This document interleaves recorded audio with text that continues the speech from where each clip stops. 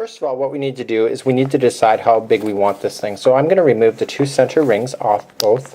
So I'm just going to remove them out and just out like so. And we want to keep those in a safe spot so we don't lose them later.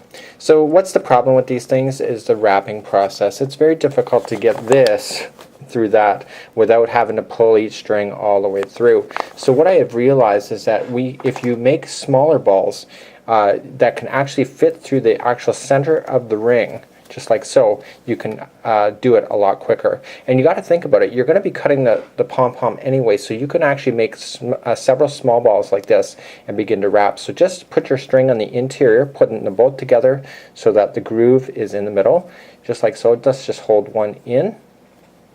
So we're just going to hold it down, and the circles will eventually align together as you're wrapping. So just continue to wrap all the way around as you go.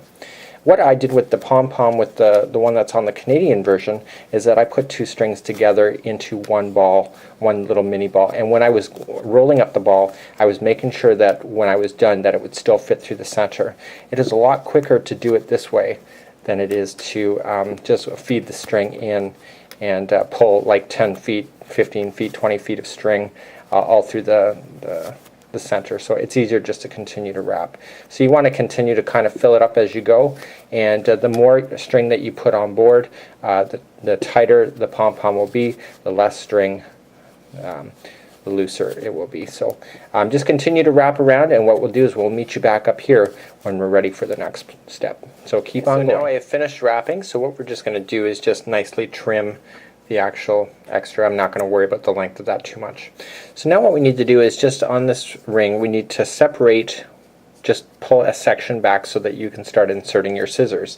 And using cupping your hand just like so, we're going to snip our scissors in the inside and begin to trim.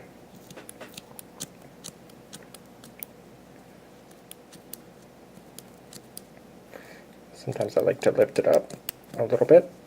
But I want to be a little bit gentle with this because I don't want these strings falling out of the center of my work at this time.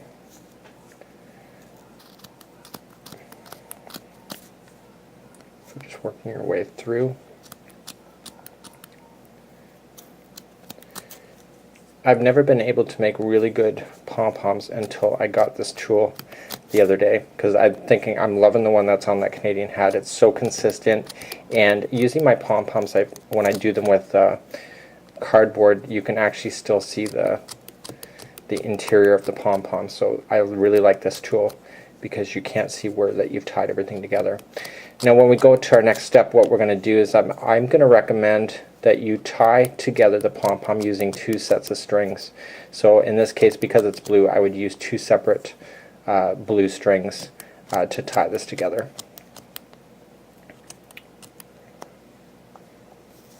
And again, we're trying to be gentle as possible because you don't want them falling out. So that's what it will look like at this point. You can see that I've held it together. And so now what we need to do is get two pieces of blue string. So I'm going to cut mine, I'm a little bit too generous, but maybe 9 inches long. And I'm going to grab two of them. And I'm going to put them together just like so.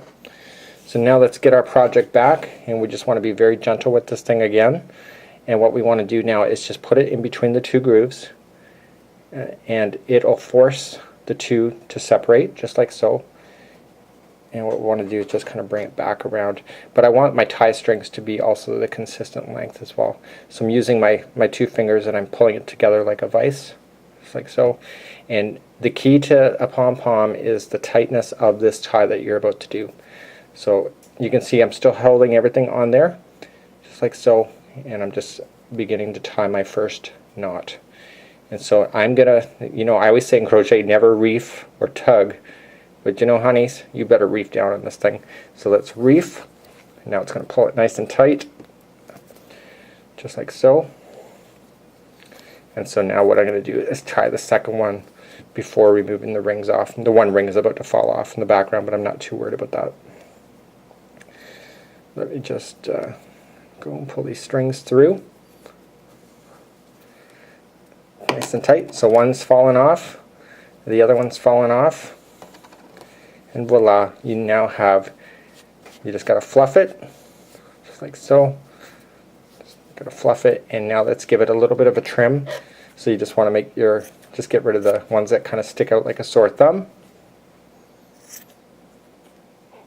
God, that's beautiful! So what I'm going to do now is, using these 2 sets of strings, I'm just going to use my crochet hook. God, that turned out really good. There's like hardly any trimming.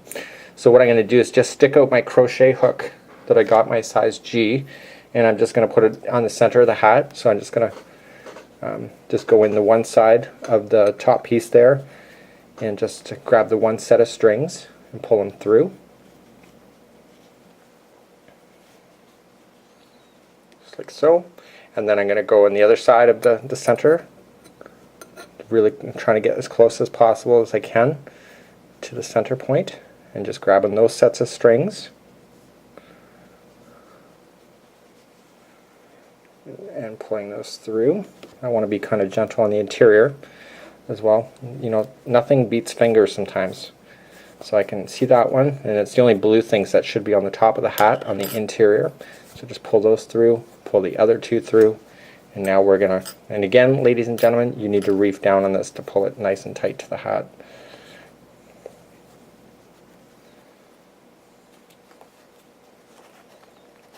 Nice and tight, so tie it.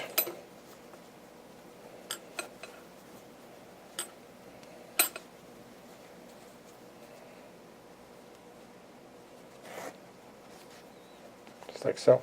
And there you go. You have your new American hat with a pom-pom. I think that's brilliant. So there you go. Oh, make sure you turn those strings on the inside as well. So there you go. Enjoy.